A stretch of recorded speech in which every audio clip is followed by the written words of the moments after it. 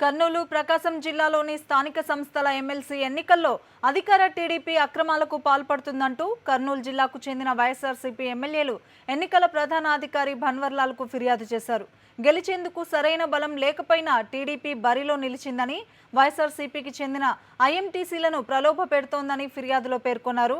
ఫిర్యాదు అందుకున్న భన్వర్లాల్ ఎన్నికలు చట్టబద్ధంగా జరిగేలా చర్యలు తీసుకుంటామని హామీ ఇచ్చారు. టీడీపీ నాయకులు రాజ్యాంగాన్ని అపహాస్యం చేస్తున్నారని వైఎస్ఆర్సీపీ ఎమ్మెల్యేలు ఆరోపించారు. కాబట్టి ఇది పూర్తిగా అధికార పార్టీ వాళ్ళు ఆ క్లాజ్ను అడ్డం పెట్టుకొని ఓటేసేదానికి అవకాశం లేకుండా ఆ ఓటును కూడా వీళ్ళ నాయకులతో ఓటు వేయించుకునేదానికి ఈరోజు వాళ్ళు ప్లాన్ చేసి ఈరోజు కార్యక్రమం నడిపిస్తున్నారు. దాన్ని మేము పూర్తిగా వ్యతిరేకిస్తూ ఈరోజు ఎలక్షన్ కమిషనర్ గారిని కలవడం జరిగింది. దానికి వాళ్ళు కూడా ఎవరైతే థంబ్ ఇంప్రెషన్ మండలి మీటింగ్లో పెట్టారో వాళ్ళకు మాత్రమే సహాయకులను ఇస్తామని చెప్పడం జరిగింది.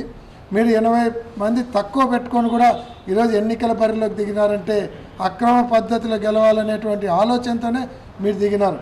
ఇన్ని అక్రమాలు చేసి మీరు ఎలక్షన్లలో నిలబడి గెలుచుకొని ఈ ప్రజాస్వామ్యాన్ని అపహాస్యం చేసే బదులు అయ్యా కర్నూలు సీటు మాకు ఉచితంగా అని జగన్మోహన్ రెడ్డిని అడిగింటే మేమే మీకు దానం ఇచ్చేవాళ్ళం, కానీ ఇంత ప్రజాస్వామ్యాన్ని కూనీ చేసేటువంటి పరిస్థితి మంచిది కాదు. దీన్ని తప్పకుండా ఎదుర్కొంటాం.